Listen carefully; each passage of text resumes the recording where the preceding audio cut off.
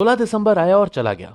अखबारात में 16 दिसंबर 1971 को पाकिस्तान के दो लख्त होने के मुतालिक कुछ मज़ामीन शाया हुए और टीवी चैनल्स पर आर्मी पब्लिक स्कूल पेशावर के उन 141 बच्चों और असातिज़ा को याद किया गया जिन्हें 16 दिसंबर 2014 को अफगानिस्तान से आने वाले दहशतगर्दों ने शहीद कर दिया था।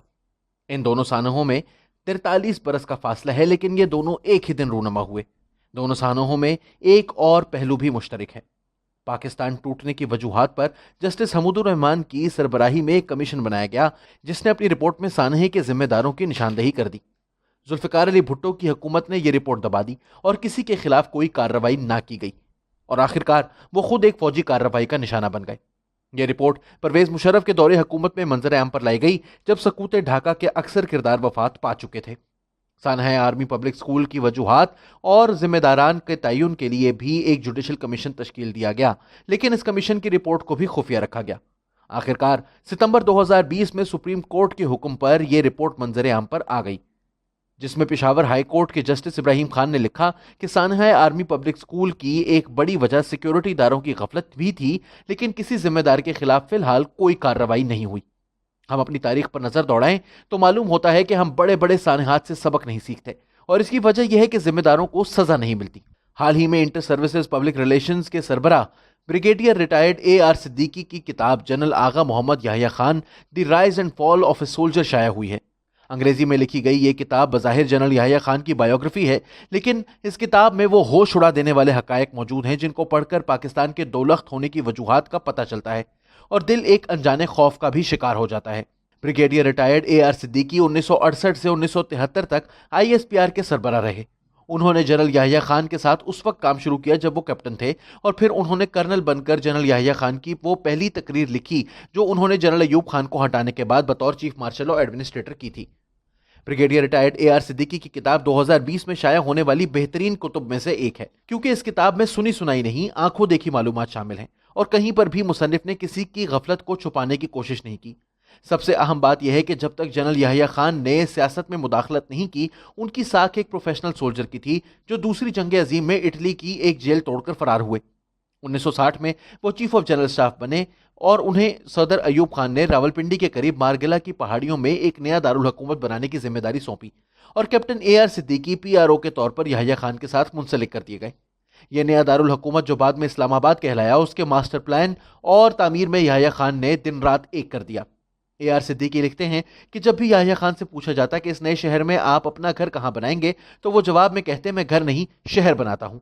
ये सब पढ़ते हुए मुझे अली याहिया याद आ गए जो याहिया खान के इकलौते साहबजादे थे।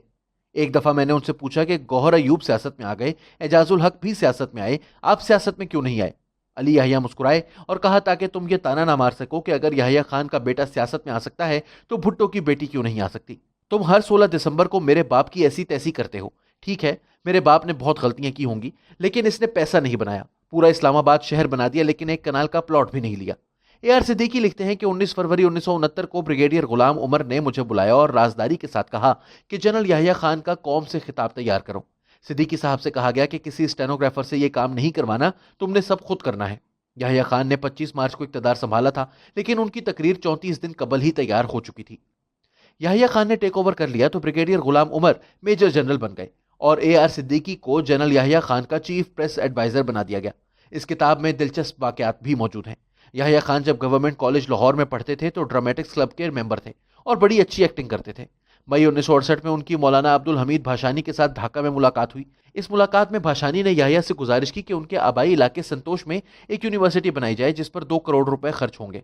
इंटेलिजेंस ब्यूरो के सरबराह AN रिजवी को कहा गया कि यह काम करवा दें, लेकिन यह मंसूबा बर वक्त शुरू ना हुआ। याहिया खान अक्सर औकात भाषानी के साथ मुलाकात की तफसील साथ ही जर्नलों को एक्टिंग के साथ सुनाते। वो भाषानी की बाकायदा नकल उतार कर कहते कि शेख मुजीब गद्दार है, उसे अगले इलेक्शन में मुंतखब ना होने दें, और फिर आने वाले दिनों में भाषानी फौजी हुकूमत के गैर एलानिया इत्तहादी बन गए।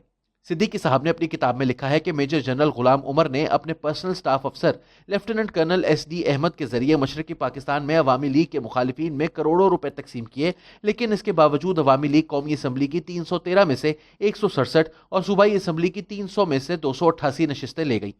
याहिया और भुट्टो दोनों मुजीब को इक़्तिदार मुंतकिल नहीं करना चाहते थे, जिसकी वजह से बहरान पैदा हुआ। फिर मिलिट्री एक्शन हुआ, जिसकी फौज के अंदर कई सीनियर जर्नलों ने मुखालिफत की, जिनमें साहिबजादा याकूब अली खान और कोर कमांडर लाहौर बहादुर शेर खान सर फहरिस्त थे। लेकिन याहिया खान ने कोर कमांडर की मुखालफत के बावजूद मिलिट्री एक्शन किया, जिसने बहरान को संगीन कर दिया। फिर अवामी लीग पर पाबंदी लगा दी गई। अवामी लीग के कुछ मुंतखब अरकान की वफादारी तब्दील करा दी गई। जिसने वफादारी तब्दील ना की, उसे नाअहल करार दे दिया गया।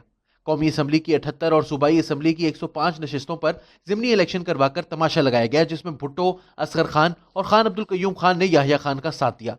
इस तमाशे ने बंगालियों में नफरत पैदा की, जबकि जनरल अमीर अब्दुल्ला न्याजी मशरक़ी पाकिस्तान की असल सूरत हाल से जनरल याहिया खान को बेखबर रखते रहे और उनकी इस धोखादही के बायस कुछ गलत फैसले हुए, जिनका नतीजा पाकिस्तान के टूट जाने की सूरत में निकला। 16 दिसंबर 1971 को 90,000 पाकिस्तानी भारत के जंगी कैदी बन गए। इंक्वायरी हुई। इंक्वायरी में उन सब जिम्मेदारान के खिलाफ कार्रवाई की सिफारिश की गई जिनका जिक्र AR सिद्दीकी की किताब में है, लेकिन कोई कार्रवाई ना हुई। इस किताब का सबक यह है कि हमने कोई सबक नहीं सीखा।